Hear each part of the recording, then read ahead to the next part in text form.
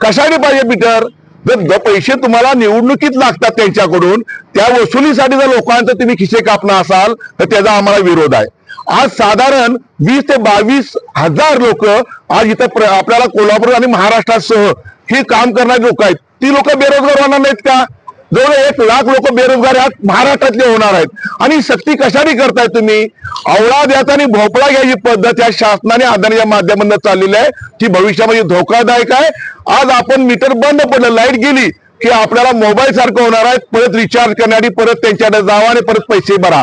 बरं, आपण आता इलेक्ट्रॉनिक मीडियाच्या माध्यमातून बघतोय, आपण ईव्हीएमच्या माध्यमातून होते सॉरी, तर आपल्याला किती मतं पडली काय पडली आपल्याला कळत नाही, माहिती देत नाहीत। त्याच पद्धतीने आपलं मीटर रिडिंग किती झालं, 50 युनिट वाढवले का 100 युनिट वाढवले, कोण बघणार आहे? त्यामुळे भविष्यामध्ये या मीटरमुळे महाराष्ट्रामध्ये लूट होणार आहे। ती लूट थांबवा आणि आमचे पूर्वीचे पूर्वत आहे त्या पद्धतीने आमचे मीटर चालू राहू देत, यासाठी आज आम्ही मोर्चा आयोजित केलेला आहे।